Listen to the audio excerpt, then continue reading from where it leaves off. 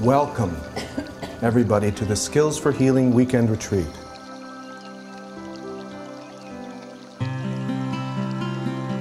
You can improve your health. You can strengthen yourself, energize yourself through simple, effective techniques and habits. Hi, my name is Diane, and I'm from Victoria, and I have ovarian cancer diagnosed in July 2006. My name is Catherine. I was diagnosed with stage 3 colon cancer last April. My name is Richard Haskell. I have prostate cancer. It's fairly serious. I'm on hormone therapy now.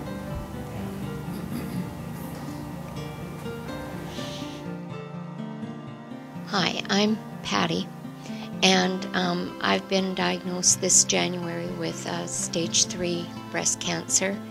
I think the most difficult about the whole process has been to tell my family. My name is Wally, and Patty's husband. We had a life plan. We've done a lot of things together, and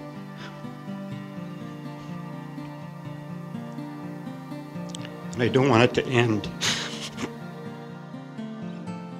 What I believe in is complete cancer care. So what we're trying to advocate is the best from the medical system, along with everything else that people can do to empower themselves. You have resources within that you never knew you had, and that there really is this possibility of a greater healing, and that healing is more than just cancer or not cancer. It's about life. It's about your whole life.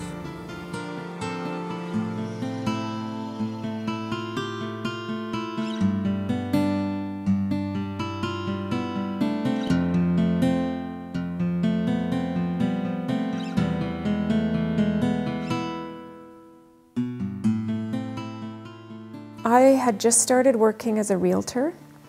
I'd had my license about 5 months at that point. So the previous year I was in school studying, wrote my exam, went through the licensing process, all of that, and things were going really well. I was really happy with my new career.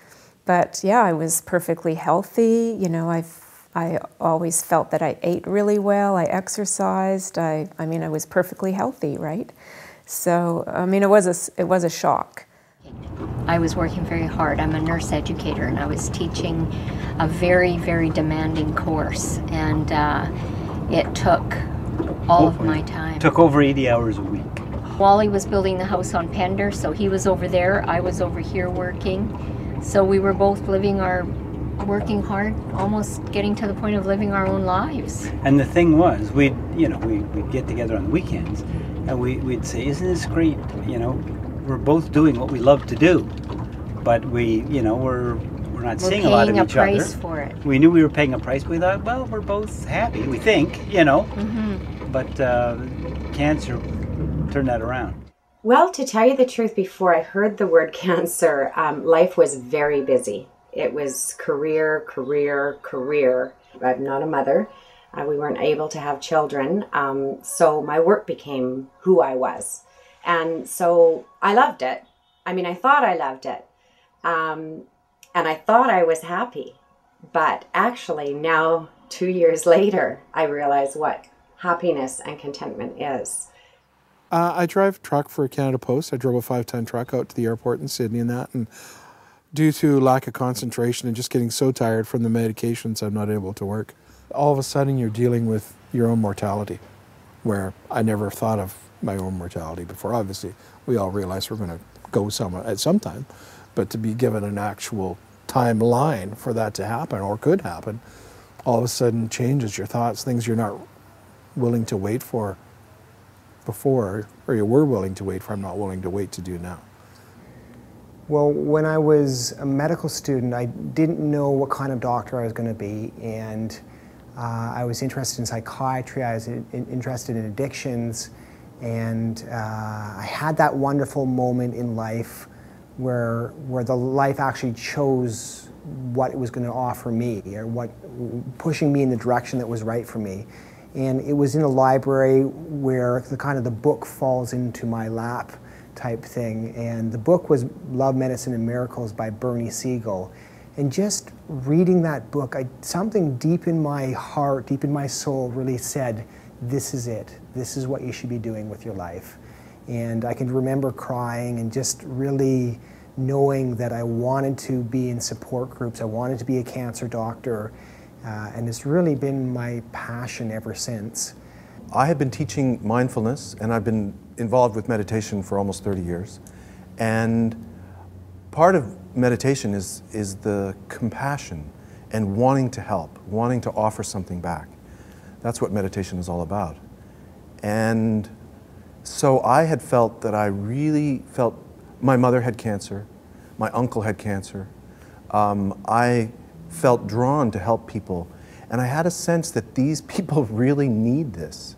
Oftentimes people feel very alone in their cancer experience, and people will say, I just feel like there's nobody else going through this experience, and it's very isolating to have a cancer diagnosis, and so much emotion coming up. And as a society, we think, we should have a positive face, positive mask, those type of things. It's great that they have the medical system to rely on, but when they are suddenly struck with that shock, you have cancer. My sense is this, I have this vision that the moment somebody receives that diagnosis and goes into shock, somebody hands them something that says, you can go to this group and you can learn about stress reduction, you can learn about mindfulness, you can learn about taking care of yourself, and you can empower yourself to work through those feelings, because there's the medical treatment and then there's all the psychosocial issues.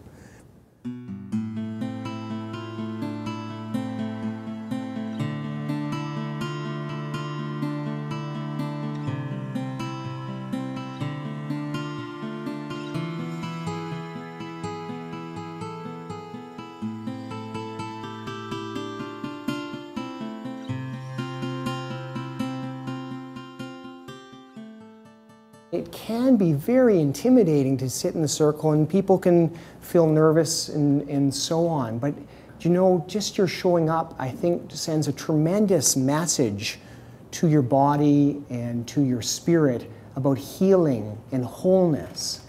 It's an opportunity to gather with other people in what I like to call a circle of healing. And that through sharing your own story and connecting with the stories of others, you're able to reach deep inside and find that you do have the resilience and the strength to get through this. Hi, my name is Diane, and I'm from Victoria, and I have ovarian cancer diagnosed in July 2006, and I had my surgery, and they said I was one of the really lucky ones that I could walk away and I needed no further treatment. But a year later, in July 2007, we found out it metastasized throughout my peritoneal wall. And so I started chemo and went for 4 months until Christmas time, but the chemo stopped working and I was really sick. And so now I'm on a new batch of chemo. I'm just 4 treatments in, and this chemo I think is working this time because I feel so much better. I was feeling pretty good when I decided to go on that weekend, or when I made the decision to go. I was feeling, it had worked, right off the bat. I think the first 1 or 2 treatments, all of a sudden I was feeling better. And I thought, you know what? It's not all about medical stuff. A lot has to do with the mental attitude. And I knew that this weekend would teach me some things that would help me help myself. And because I was feeling so good, I was anxious to be in a place where other people understood, a place where I belonged. When you go out right now, when I go out into the general public, when I go to work, you feel very strange because everyone thinks that you're normal. They don't realize that every minute of every day you're thinking about how you're feeling and what you're feeling and the stresses that you're feeling and stuff like that. They don't really, they just look at you and think, you look normal, you act normal, you are normal. But going to a retreat where there's 50 other people that are all going through the same thing as you, you felt like you belonged and that you would be able to open up and just be yourself. My name's Catherine. I was diagnosed with stage 3 colon cancer last April. had a bowel resection in June, which I really hated. I really don't like hospitals. But I thought I would take a week off and then go back to work. Haha. So it took me a really long time to recover from that. I couldn't get my energy back. I was really tired. I'm a single mom with 3 kids that I support, and it has devastated me financially. I work for myself, and for many months I really couldn't work. I think at first it sort of surprises you that there's so many others, you know? And that all of a sudden you're just sort of like facing all these people. You don't know who they are, but you know why they're there. My name is Richard Haskell. I have prostate cancer.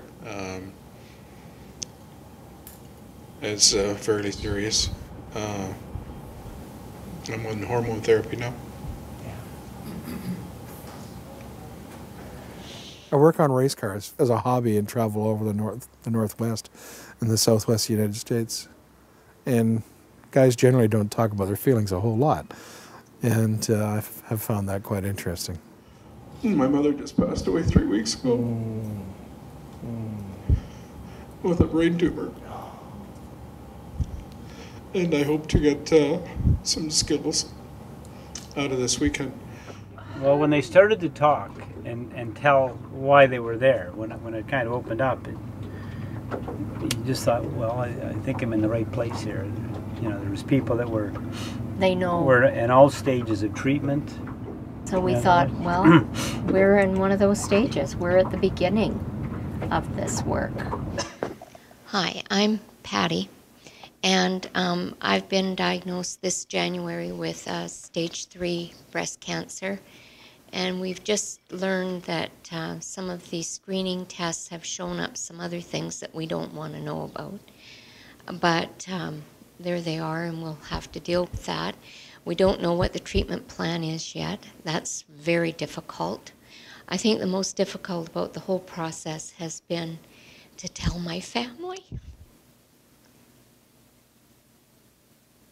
Because it makes them so sad. We were completely at a loss. There was nothing you could do. It was very confusing. It was very emotional.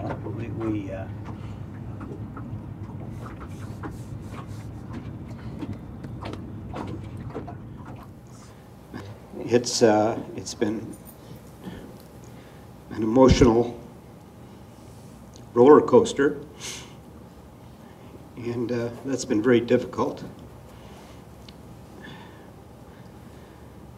And not knowing what the future holds has been very difficult as well, because we're both results-oriented people, and we had a life plan. We've done a lot of things together, and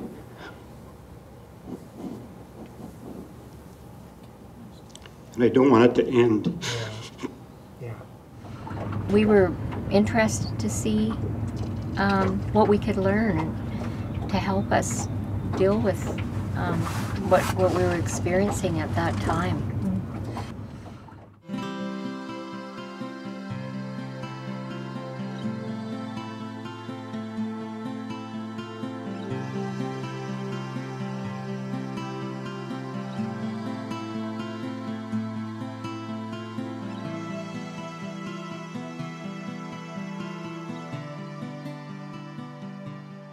So the purpose of the weekend is to provide you with an outline or an approach to the cancer diagnosis that gives you the best chance of healing, both physically and otherwise. So I'm going to, throughout the weekend, think about and focus on the ways that you can empower yourself at the level of the body, the mind, and the spirit.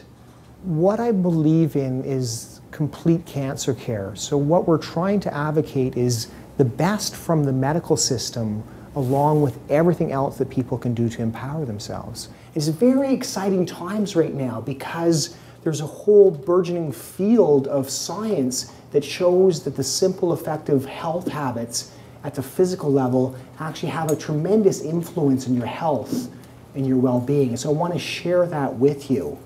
And then through the weekend, we will talk about the issues of emotional support and the mind-body connection and the power of that connection.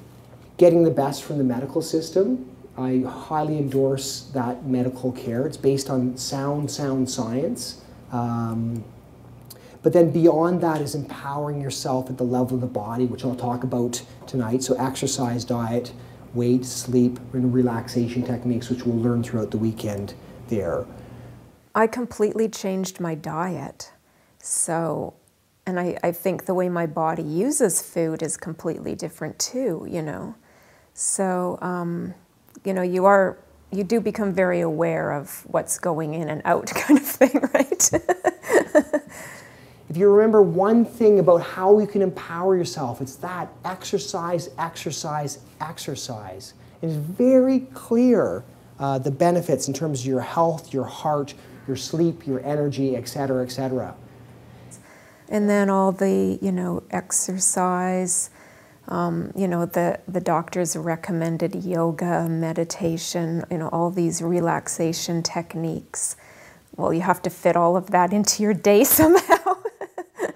So this is the basic Qigong standing meditation stance, and it's very, you can really generate a lot of energy doing this. And so now we draw up and then pause and then draw it up below your shoulder blades, and then expand your hands, intensify the hands, and release. I really love doing the Qigong. It's very relaxing and you feel very good, you know. It's calming, but you also feel sort of energized. It's called waving hands through clouds. Now let's bring to this a little smile. Everybody, a little smile. And just bring that sense of innate joyousness. The Qigong, I do some of that. I think anything where you're active helps. And, you know, I try to work in the yard a bit and I walk the dog and I try to keep active. So just reach up and pedal your bike in the air. You can strengthen your abdominal muscles a little bit and get the blood flowing. The breathing exercises are excellent. They're the thing that I've learned the most about. It is amazing to me the difference it makes when you learn to breathe properly through your stomach. The tummy breathing or whatever. I do that so many times a day now. I always do it right before I go to sleep. I take 4 big breaths in my tummy and it just calms you right down to a state of, you know, calmness. I love it.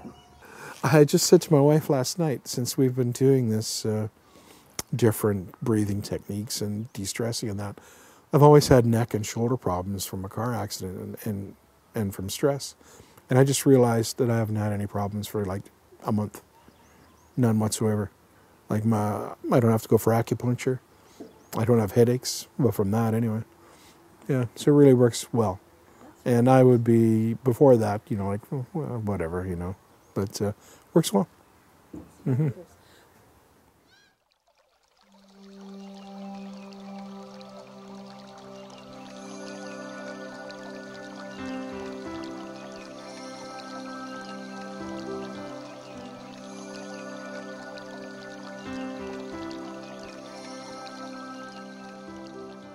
Mindfulness is the essence of meditation, the practice of meditation, and it's something that's been taught in the East for 3,000 years, or at least since the time of the Buddha. But it was brought into the medical system very recently, in 1979, a man named John Kabat-Zinn. He was getting a PhD in science at the time in microbiology, and he was very interested in health and healing. He was a Zen meditator himself and did Vipassana, or awareness meditation. And he decided he wanted to start this clinic. And so at the university hospital, he just started very slowly, and he started to meet with the doctors and had people, the doctors refer people to him gradually. And so the doctors would send him people with cancer and people with all kinds of chronic problems where they'd tried this medication, they tried that, and nothing seemed to work. So you might as well go down to the stress clinic and do a little meditation and yoga. So, and then he began to do some very careful analysis of that with pre and post testing, and he found that people were getting better, that most everybody benefited at least to some degree, and some people benefited tremendously. Through mindfulness, we can tune into the body, and we can actually connect this tremendous wisdom of healing. I think we were in such desperate need of a tool, and you know, he kind of bought that back, and I'd read a couple of books on meditation because it did appeal to me, but they make it so complicated, and yet it was just easy. They would talk and put you in a place, and you know, it worked. Feet flat on the floor, feeling the sitting bones in the seat. Open up your heart, your chest to the front, and have a sense that you're opening the crown of your head to the sky above. So reaching crown of your head up to the sky. And then once you get that straight spine, you just let yourself relax on that structure. So relax your belly, relax your shoulders. I do remember the calming effect of just being grounded, opening up your mind and freeing your mind of everything else other than the moment. It's really hard for me. My mind is always going a million miles a minute. I can be in a conversation and thinking about what I need to stop and get on the way home from the grocery store. That's the old Diane. Mind always going, always busy. And even though I'm totally concentrating on what we're doing, it's also on a million other things. So what I do remember about that is them trying to emphasize to live in this moment, put everything else out of your mind, stay grounded, have both your feet on the floor, and just think about right now. And that was a challenge for me, but I managed to do it. One of the things that I found very useful in the weekend was just the little mini meditations, and just practicing the breath. And for me, one of the big realizations was I can do this anytime, anywhere, for a couple of seconds. I don't need 20 minutes. Or I can do it in 20 minutes, but I don't have to have 20 minutes. So if I have 10 seconds, that's okay. If I'm in my car, I can be very aware of something around me, or I can just look at a tree and really notice the leaves, or you know, something like that. Meditation is not something that's mystical or otherworldly. It's about being here now. We use the raisin-eating meditation as a way to do that. Because eating is something that we all do every day, but sometimes we're not there. How many people eat a meal and it just, 5 minutes later you don't remember what you ate? Has that happened to anybody? Yeah?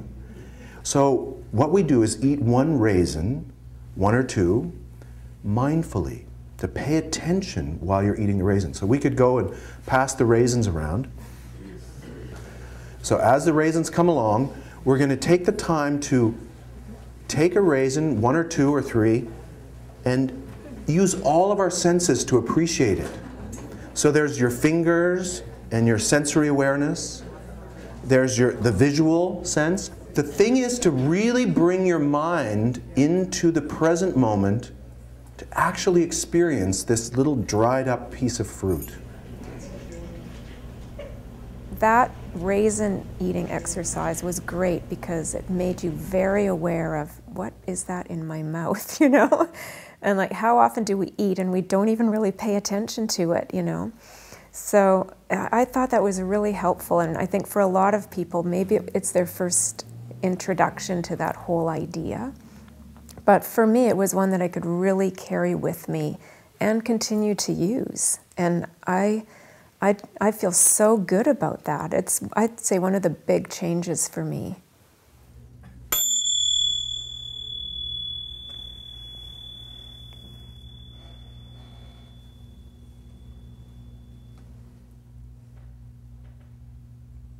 I thought that was one of the most profound things I've ever done in my life. When the raisin was in our mouth and we finally ate it, it was like I'd eaten a handful of raisins. The flavor was so intense, and it just like sort of plumped up in your mouth. And it was just truly amazing. it did seem to have a big impact on a lot of people. I think sort of the bigger picture of that is just being present and being mindful. And I mean, that was what that was sort of, you know, helping us to practice, is just being very present and very mindful.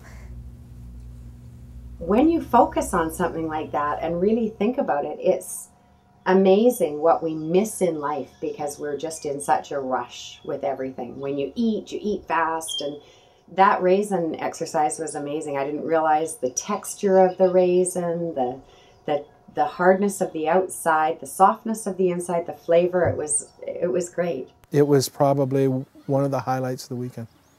Just to be that in depth with a raisin, and it was just incredible, an incredible feat.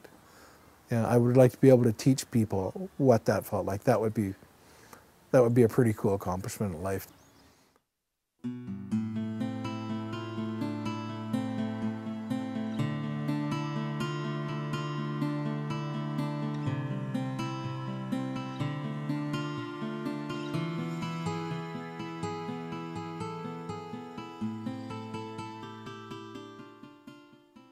So the first thing, we want to just go all the way around, and each person can speak to those triggers, those situations that push our buttons and bring us into an acute stress reaction. For me, my trigger is work and my boss. He tends to dwell on bad things that have happened over the years, and he doesn't let them go. He just wants to talk about them and relive them. And so for me, I'm a fixer, and so when he's talking about it, I feel like I need to fix it, but they're things that have happened long ago, and he's just so angry about them. I take it all myself and say, I've got to fix this for him. What can I do to make him happier? What can I do to make it better for him? And that's what I focus on the whole night long, and ruin my personal time with my husband and at home because I'm trying to fix somebody. We can't change other people and their emotions, but we can change our own reaction, and we can deal with how we recycle it.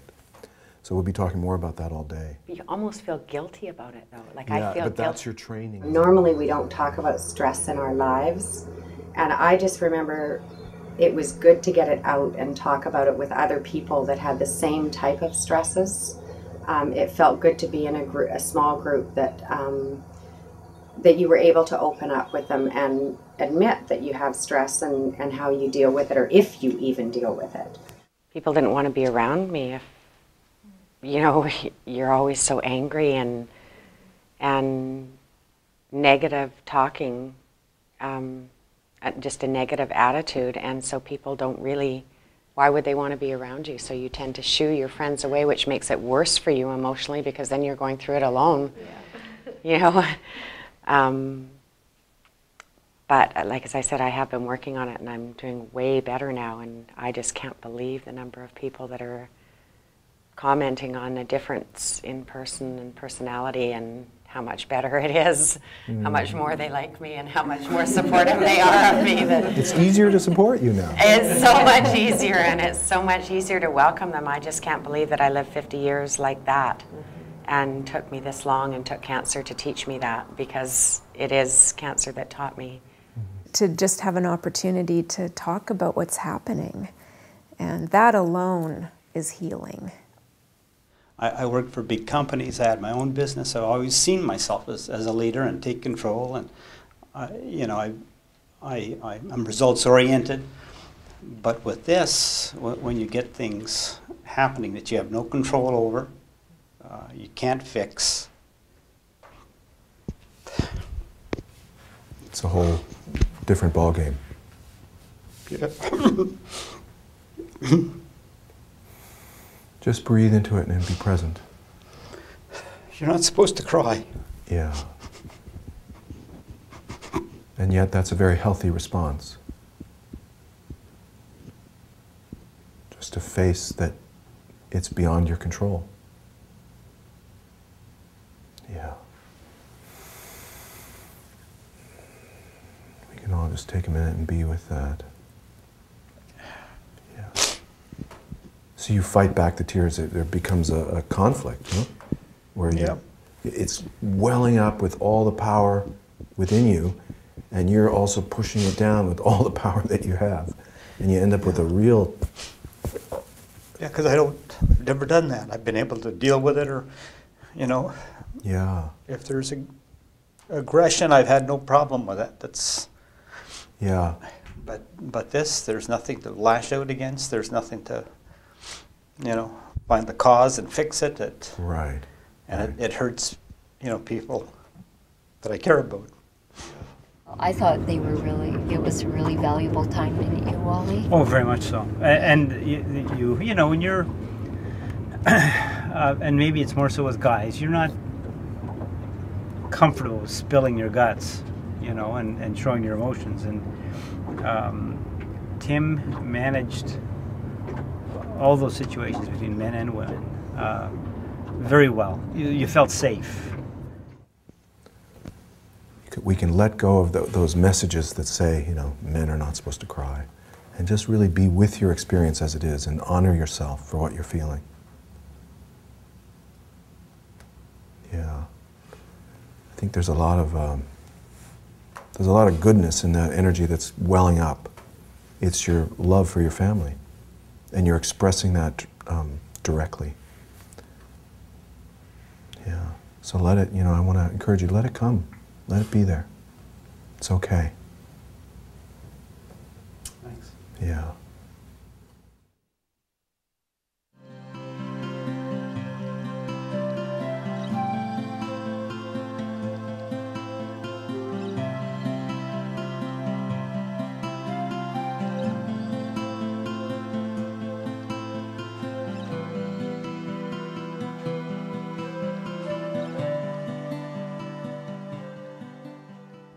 There is nothing either good nor bad, but thinking makes it so. And this is what we talk about in meditation a lot, is can we remove the judgment?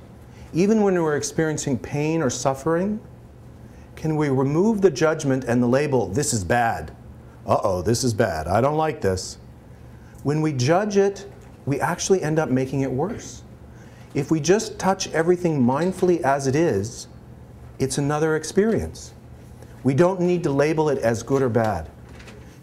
Well, you know, some things that came up for me and others in the group too.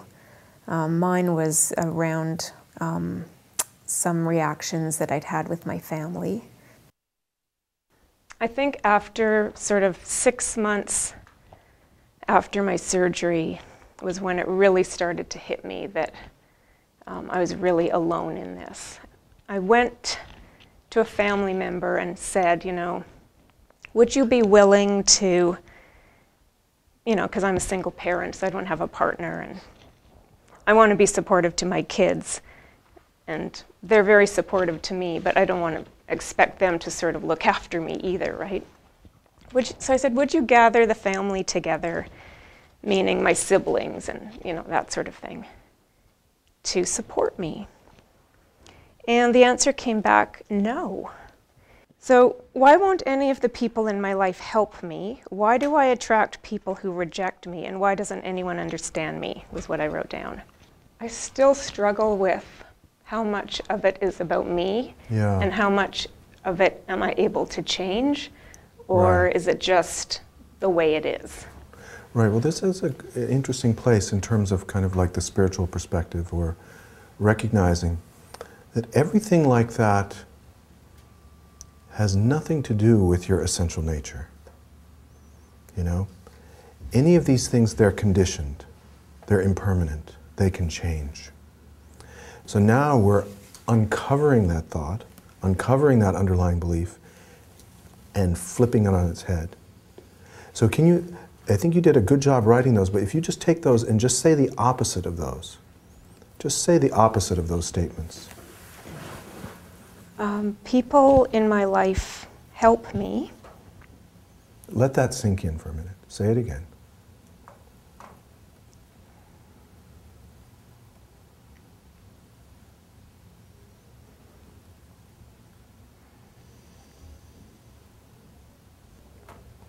What's going on? I don't think I can right now. Yeah, well, that's all right. It brings up tears. That's a deep place, isn't it? But, Try it again, can you? okay. People in my life help me. Do you want to believe that? Yeah. Say it again, strongly.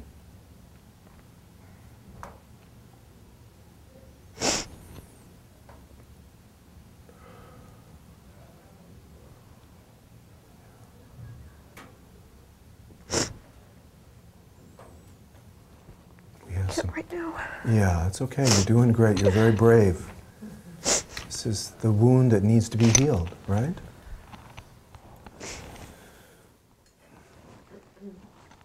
Okay. People in my life help me. What I love to see is people who become unburdened and people who have an aha moment, an insight, and they just seem to be so much lighter. It's like they might have been carrying this big, heavy, dark thing somewhere in their being, and at a certain moment, they go, oh, I don't have to carry that anymore. And then something, and a light begins to shine within, and this sort of spontaneous joy just begins to bubble up. To let it all go, and not worry about, you know, what happened, what's happening in the future, or how it's all going to turn out, or any of that. It's just to be completely accepting and, you know, at peace with my life right now, where it is, how it is, who's in it, who isn't. Not try to change it, not try to force it, not try to understand it, you know. And a lot of that is the reframing, you know. And so it's like, maybe it's healthier for me right now to not really be in contact with them. I actually feel really good about that right now. And since the weekend, I realized after a little while how happy I was feeling. And it was because I wasn't in this constant stress of trying to, you know, unmet expectations of the way they were dealing with me or not dealing with me or whatever. And that I feel a lot better now. And that when the time is right, I will be ready, I'll be healthier, I'll be stronger to start rebuilding that. One of the important things was really taking people into the deep places within and not shying away from the dark emotions.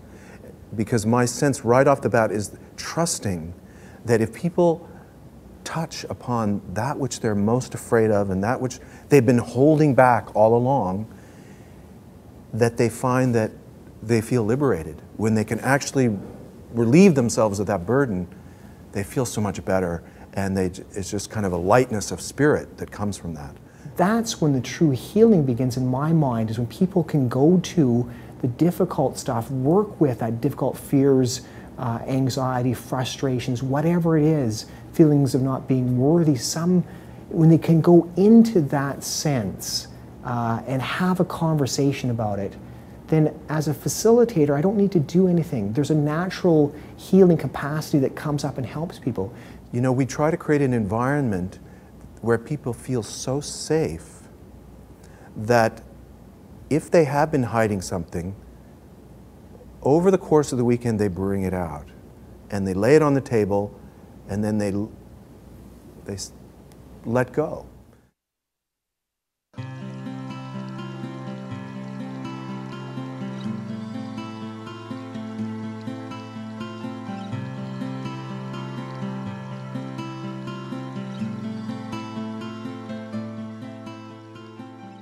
I think from here on in, I'm just going to keep living and loving every day.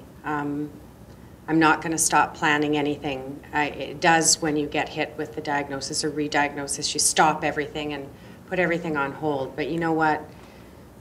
We shouldn't do that, because there's cures and we don't know what our time limit is. So let's just keep on planning and looking forward to those fun things and fun days and enjoy every day. Thank you. things come up in our life, because we always will have things coming up in our life. The thing is to learn how to do them differently. So you've given us those tools, which is what I came here for.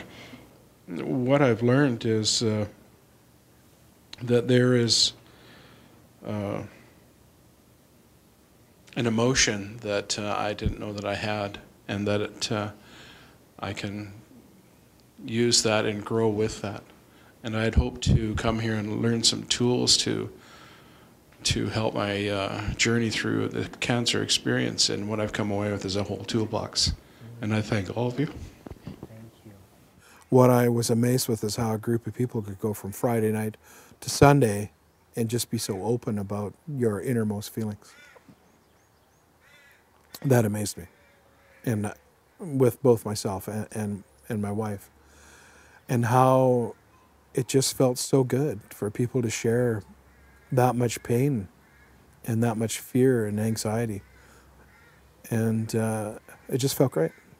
This room is full of diamonds, and the light that you've given off, I've picked up strength, I've picked up hope, and I picked up wisdom.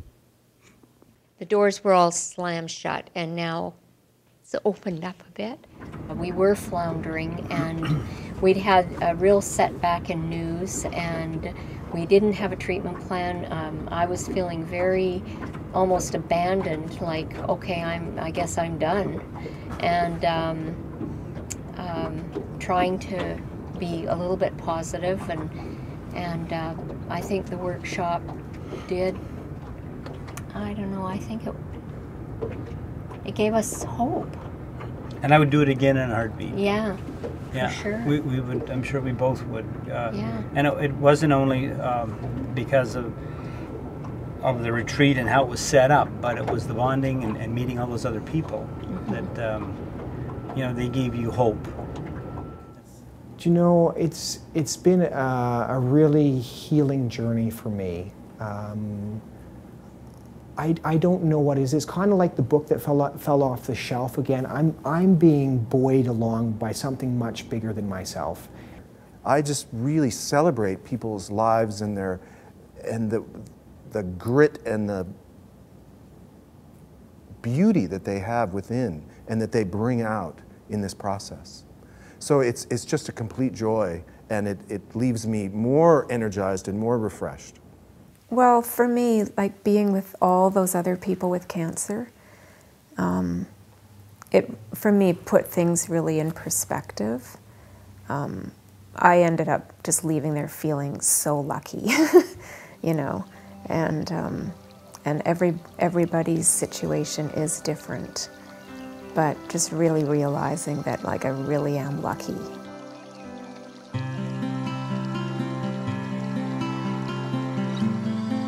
There was no hope, and this retreat, gave us some tools to start preparing for the journey.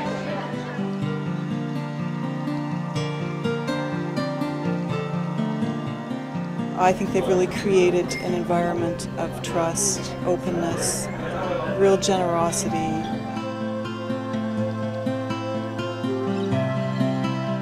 Just has taught me that you never quit hoping and you never stop growing, and you just greet your fears as they come and turn them around.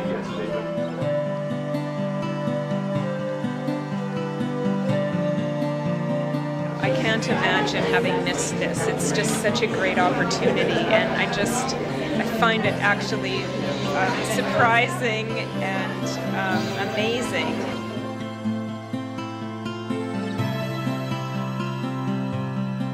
There are things that I wasn't aware of, and some exercises I didn't know about, that actually gave me the best night's sleep on Saturday that I've had in a long time.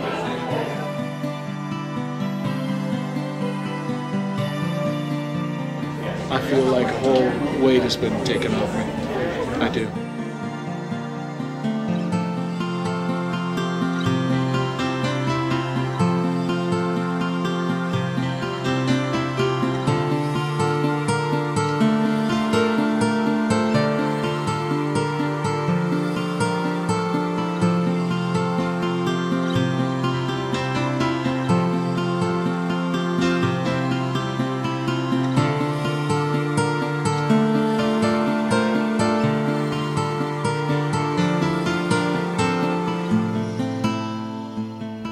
the people.